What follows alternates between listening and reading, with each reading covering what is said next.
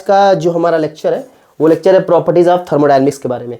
तो properties of thermodynamics जो होती है हमारी है, there are two types of thermodynamic properties, जो कि पहला आपके पास क्या है, एक्सट्रिंसिक प्रॉपर्टीज, और दूसरा जो आपके पास है वो है इंट्रिंसिक प्रॉपर्टीज। तो वन बाय वन हम इसको समझेंगे। तो पहला हमने क्योंकि इंट्रिंसिक प्रॉपर्टीज लिखा है तो उसी के बारे में पढ़ लेते हैं। तो पहला जो आपके पास है इंट्रिंसिक प्रॉपर्टीज।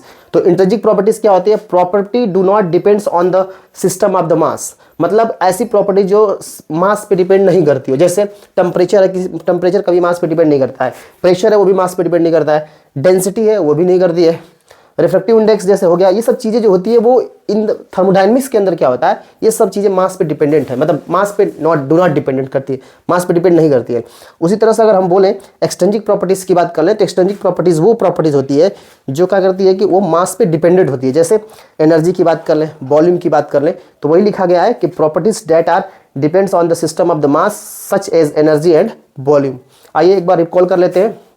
तो प्रॉपर्टीज ऑफ थर्मोडायनेमिक्स की बात करते हैं तो ये दो तरह की होती है, एक्सट्रिंसिक प्रॉपर्टीज और दूसरा जो होता है आपका इंट्रिंसिक प्रॉपर्टीज होता है। तो पहला हेडिंग अगर देखें तो इंट्रिंसिक प्रॉपर्टीज की है, उसमें क्या बोला गया कि property do not depends on the system of the mass such as temperature, pressure, density and refractive index, वो प्रॉपर्टी जो मास पे डिपेंड ना करती हो। एग्जांपल में ये सारे आपके हैं।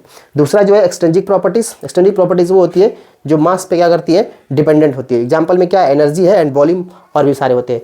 कुछ पॉइंट्स और है जो कि हम लोग थोड़े, क्योंकि ये सब बेसिक है, क्योंकि स्टार्टिंग लेक्चर है थर्मोडायनेमिक्स है, तो पहला मेरा लेक्चर आप देख सकते हैं जाके। और स्टार्ट पूरी तरह से ये बीएससी सेकंड सेमेस्टर के लिए जितने भी सारे एनएपी के जो नेशनल एजुकेशन पॉलिसी के थ्रू जो बनाया गया है थर्मोडायनेमिक्स के जो लेक्चर तैयार किए गए, जो सिलेबस है उसी के अकॉर्डिंग मैं लेक्चर वन बाई वन करके ये अपलोड कर रहा हूँ। तो बेसिक चीज़ें स्टार्ट हो रही है, तो बेसिक चीज़ें जानना बहुत ज़रूरी है। तो उसमें सबसे उसके बाद आता है स्टेट क्या होता है थर्मोडायनेमिक्स का।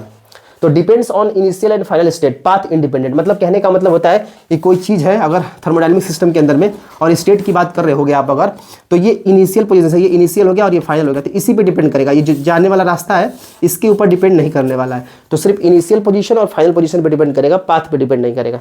फिर आता है हीट क्या होता है, तो transfer of energy due to its temperature difference, मतलब कि मान लीजिए कि अब होता क्या है कि जो हीट होता है, मान लीजिए यहाँ पर हीट कुछ है, यहाँ पर हीट कुछ और है, तो ट्रांसफर ऑफ एनर्जी मतलब हमने एनर्जी का ट्रांसफर कर दिया।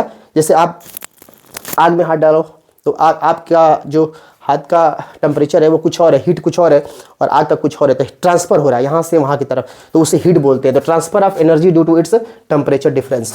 फिर दूसरा आता है कि टेम्परेचर क्या होता है, तो टेम्परेचर के बारे में बोला गया it tells about how body will hot और कोल्ड, मतलब कोई बॉडी कितनी गर्म है या कोई बॉडी कितनी ठंडी है उसके बारे में बोलता है क्या हमारा टेम्परेचर। और फिर इसमें लिखा है temperature always goes to higher temperature to lower temperature, जो टेम्परेचर होता है हमेशा हायर टेम्परेचर से कहाँ जाता है, लोअर टेम्परेचर की तरफ जाता है। ठीक है, इसके बाद की नेक्स्ट वीडियो हम नेक्स्ट डे देखेंगे। Thank you. चला कि नहीं।